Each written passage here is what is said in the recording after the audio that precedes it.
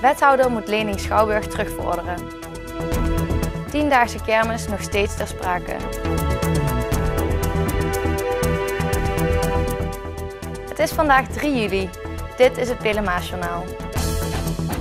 Het Schouwburgbestuur moet de leningen van in totaal €290.000 die aan theatercafé De Artiest zijn verstrekt terugdraaien. Dat heeft de voltallige raad na een lang debat op dinsdagavond van wethouder Lucien Peters geëist. De Schouwburg heeft vorig jaar theatercafé De Artiest in eigen beheer genomen. Voor een verbouwing van het café heeft de Schouwburg een lening van €100.000 aan De Artiest verstrekt. En dat kan niet, vindt de raad. Het subsidiegeld dat naar de Schouwburg gaat is bestemd voor het culturele gedeelte en niet voor de horecatak. Bovendien betekent het ook oneerlijke concurrentie ten opzichte van andere horecabedrijven. Na een lang debat waarbij de wethouder weinig vragen van de partijen kon beantwoorden, stelde fractievoorzitter van de PP2 Carla Brugman de vraag of het college de lening oneigenlijk gebruik van subsidiegeld vindt.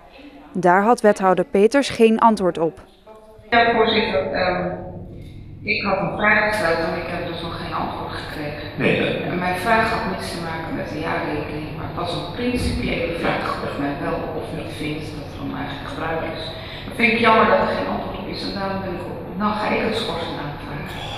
Want wij hebben toch als raad daar wel een principieel gedachte over, dacht ik zo. In de schorsing staken de 8 fractieleiders de koppen bij elkaar.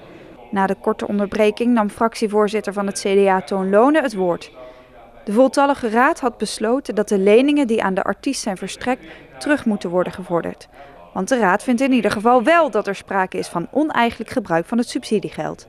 Er zijn afspraken gemaakt met de studie die we met Schouwburg hebben. En daar staat gewoon in dat een lening verstrekken zonder toestemming van het college sowieso niet mag. Dus dat hadden ze sowieso moeten doen. In tweede plaats is dat wij niet gewenst vinden dat voor de horeca die zijn eigen beheer wil gaan nemen, daar een lening vanuit het gemeenschapsgeld betaald gaat worden. En daarom moet wethouder Lucien Peters nu hard aan de slag. Binnen 2 weken moet hij voorleggen hoe de leningen worden teruggevorderd. De eerste stappen daarvoor zijn in ieder geval gezet. Ik heb na afloop van de vergadering met mijn ambtenaren afgesproken, ga nu eens kijken van welke stappen we daartoe moeten zetten. Daar wordt nu aan gewerkt. Gisteren hebben we tijdens een andere collegebijeenkomst er al kort over gesproken. Welke kant gaan we daarmee op? Dat wordt nu uitgewerkt, want we hebben de afspraak met de raad gemaakt dat we binnen 2 weken met een plan van aanpak daarvoor komen. En dat gaan we gewoon doen. De vraag is nu, waar is nou precies het misverstand ontstaan over het wel of niet kunnen verstrekken van leningen? En hoe kan het dat de Schouwburg deze lening zomaar aan De Artiest heeft kunnen verstrekken? Tijdens het spreekrecht kwam voorzitter van de Schouwburg Jos Vervoort aan het woord. Hij legde aan de hand van 2 redenen uit waarom de Schouwburg geen toestemming aan het college heeft gevraagd voor een lening voor de verbouwing. De eerste reden is dat vorig jaar we meerdere malen gesprekken hebben gevoerd met de wethouder, met het college, indirect met het college. Dat het college destijds heeft aangegeven dat wij geen toestemming nodig hebben voor het aankopen van theatercafé De Artiest. We hebben wel met de wethouder en ook met het college gesproken over de facelift en het geld wat daarvoor nodig is. Maar we hebben eigenlijk geen toestemming gevraagd omdat we dat vorig jaar ook niet nodig hadden. En omdat we van mening zijn dat de statuten in elk geval, of bestuursreglement aangeven, waarin wij denken dat we kunnen beschikken over de bestemmingsreserves die we hebben. Er zijn dus wel meerdere gesprekken gevoerd tussen het college en het bestuur van de Schouwburg. Ook een jaar geleden, tijdens de aankoop van De Artiest. Volgens Peters is het toen echter niet over de verdere financiën gegaan.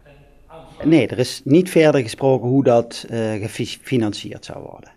Hoe kan dat? Dat is toch iets, als het ook om subsidiegeld gaat, dat besproken moet worden? Ja, maar daar zit je dus op dat snijvlak, hè, waar ik net mee begon van, we hebben in het verleden een aantal afspraken met elkaar gemaakt. En in het geval van de Schouwburg weegt dat extra zwaar.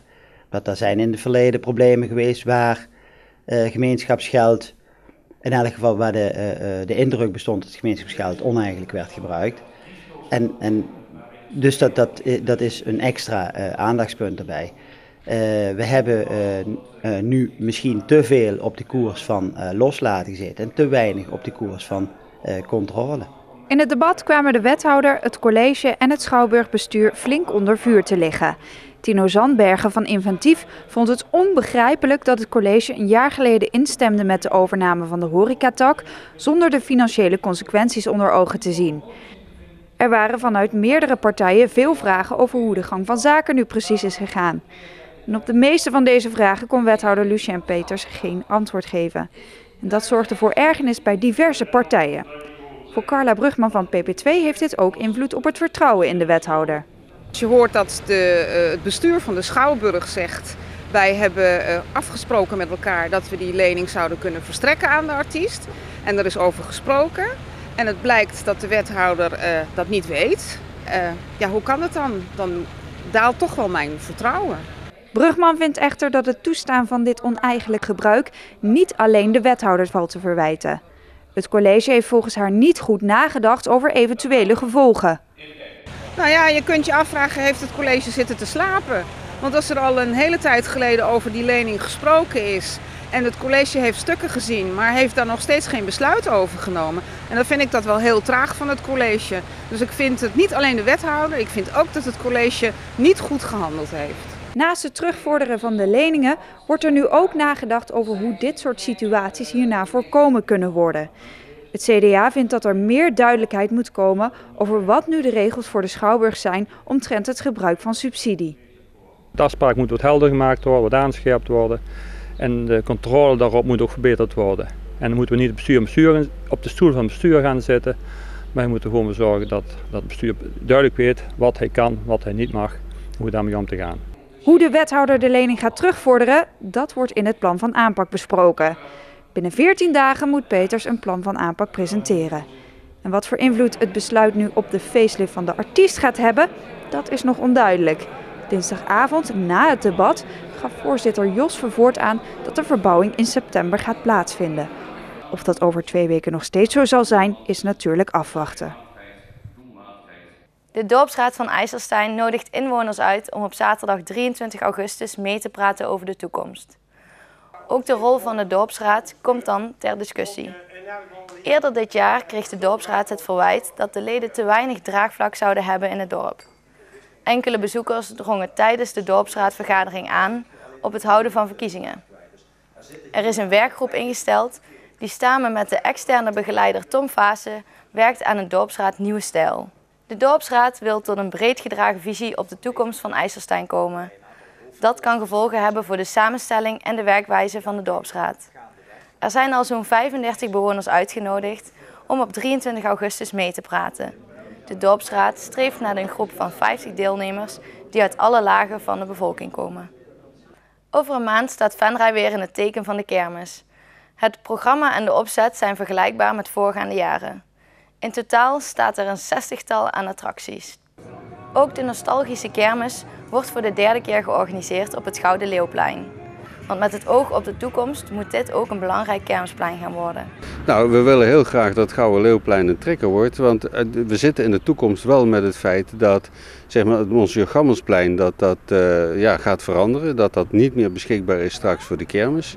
En dat betekent dat we dus een alternatieve locatie moeten gaan vinden voor bijvoorbeeld de kinderkermis. Vorig jaar hebben de kermisondernemers een balletje opgegooid over een eventuele 10-daagse kermis in de toekomst. Maar daar is meer draagvlak voor nodig vanuit onder andere horecaondernemers en centrumbewoners.